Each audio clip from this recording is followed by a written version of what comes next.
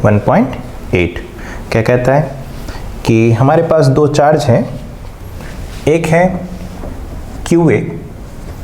QA और दूसरा कुछ ही दूर पे एक और चार्ज है QB।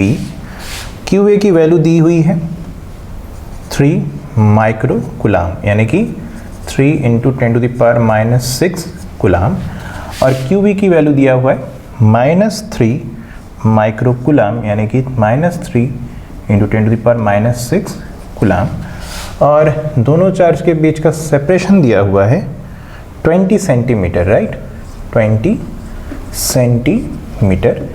और 20 सेंटीमीटर को मीटर में आप बदल सकते हैं, कितना आएगा, इसको मीटर में लिखेंगे तो मीटर के बदले से सेंटी, यानी कि 0.2 मीटर। एग्रीड। सवाल क्या पूछ रहा है, कहता है कि बताइए फर्स्ट पार्ट इसका कि इसके सेंटर पे, ये कोई इसके सेंटर, दोनों चार्ज के बीचों बीच का जो पॉइंट है उसको उन्होंने मिड पॉइंट O बोल दिया है, और पूछा है यहाँ पे इलेक्ट्रिक फील्ड इंटेंसिटी कितना होगा।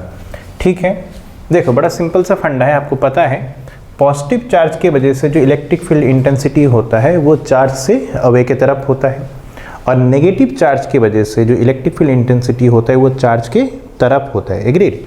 तो ठीक है, उसी लॉजिक से अगर आप चलेंगे तो आपको मिलेगा क्या, बताइए, कि ये पॉजिटिव चार्ज है तो इसके वजह से इलेक्ट्रिक फील्ड इंटेंसिटी चार्ज से अवे, मैंने लिख दिया इसको E+, और नेगेटिव चार्ज की वजह से चार्ज के तरफ होगा तो हमने इसके इस पॉइंट पे इधर होगा, राइट, और मैंने इसको कह दिया E-। मतलब electric field due to negative charge, और E+ मतलब electric field due to positive charge. Electric field intensity vector quantity होती है, आपको मालूम है, तो डायरेक्शन इंपॉर्टेंट रोल प्ले करता है।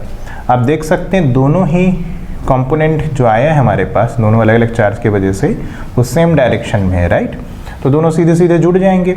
तो जो इलेक्ट्रिक फील्ड इंटेंसिटी का मैग्नीट्यूड होगा पॉइंट O पे, उसका वैल्यू सिंपली हम E+ प्लस E- कह सकते हैं, सीधे सीधे मैग्नीट्यूड ऐड ऑन कर देंगे, राइट। तो बताइए कितना आएगा, ये आएगा K QA by R² plus K QB by R का स्क्वायर। दोनों में R मैंने इसीलिए लिखा है क्योंकि मिड पॉइंट है, तो यहाँ से ये वाला डिस्टेंस अगर R होगा तो इधर वाला भी डिस्टेंस कितना होगा, एग्जैक्टली सेम R ही होना पड़ेगा क्योंकि मिड पॉइंट है, क्वेश्चन में दे दिया है। एग्रीड। तो हमने R यूज़ कर लिया, और R के वैल्यू इसके हाफ होगा, राइट, तो जो R की वैल्यू होगी वो हमारे लिए होगा 0.2 मीटर बाई 2, यानी कि 0.1 मीटर। एग्रीड। या फिर इसको मैं लिख सकता हूँ 1 × 10⁻⁻1 मीटर। ठीक है, मैं पॉइंट को हटा के 10 के टर्म में लिख दिया हूँ। यहाँ तक क्लियर है। तो इसको जब सॉल्व करेंगे, अच्छा मैग्नीट्यूड वाइज QA और QB की वैल्यू एग्जैक्टली सेम है, एक +3 है एक -3, पर मैग्नीट्यूड वैल्यू सेम है, तो मैं क्यों ना QA = Q कह दूँ और QB बराबर -Q कह दूँ, राइट। तो दोनों के सेम है, तो यहाँ पे सिर्फ मैग्नीट्यूड की हमें रिक्वायरमेंट है, राइट, तो हम दोनों की जगह पे Q से रिप्लेस कर सकते हैं। सिर्फ माइनस है इसमें, तो माइनस की वजह से ही तो आपने डायरेक्शन डिसाइड कर लिया है, तो माइनस होने का जो इम्पैक्ट है वो हमने वेक्टर में डायरेक्शन की तरह से कंसीडर कर लिया है, तो अब हमें सिर्फ मैग्नीट्यूड से मतलब है, राइट। तो E0 कितना आएगा बताओ, सिंपली डबल हो जाएगा 2KQ बाई R²। एग्रीड। बस हमें इसका वैल्यू डालना है और आंसर तक पहुंच जाना है। तो कितना आएगा E0 आएगा सिंपली, K के वैल्यू आप जानते ही, AR हमें बोल ही दिया है, तो 9 × 10⁹ इंटू Q कितना है, आगे एक 2 भी है ना, डबल टाइम आया है, और Q की वैल्यू आप निकालें 3 × 10⁻⁻6। R की वैल्यू आपको मालूम है 1 × 10⁻⁻1 का स्क्वायर। तो ये कितना आएगा बताइए ज़रा, 9 2 18, 18 × 3 कितना आएगा 54। एग्रीड।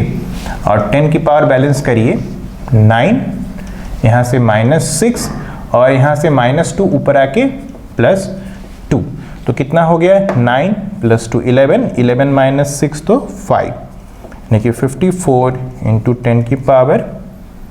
10⁵, या फिर इसको लिख सकते हैं 5.4 × 10⁶। एग्रीड। अच्छा, यूनिट कितना होगा इलेक्ट्रिक फील्ड इंटेंसिटी का आप जानते हैं, न्यूटन पर कूलम। एग्रीड। ये हो गया हमारे फर्स्ट पार्ट का आंसर। सेकेंड पार्ट क्या कहता है इसमें, कहता है इसमें if a negative test charge of magnitude 1.5 into 10 to the power -9 coulomb is placed at a point, what is the force. ठीक है। अच्छा, एक चीज़ और, ये तो मैग्नीट्यूड निकला है, राइट। हमें इसके इलेक्ट्रिक फील्ड इंटेंसिटी एक वेक्टर क्वांटिटी डायरेक्शन भी बतानी पड़ेगी।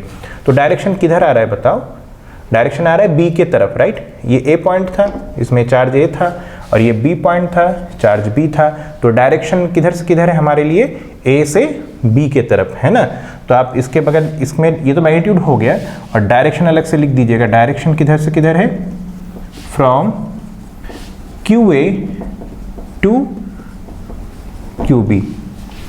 डायरेक्शन जो है क्यू ए से क्यू बी के तरफ है। एग्रीड। तो यहाँ पे फर्स्ट पार्ट कंप्लीट होता है। सेकंड पार्ट में हमारे लिए बोला है इसी पॉइंट पे, नहीं क्यू ओ पॉइंट पे एक नेगेटिव टेस्ट चार्ज लेके आएगा जिसका मैग्नीट्यूड है 1.5 इंटू 10⁻19 कूलम।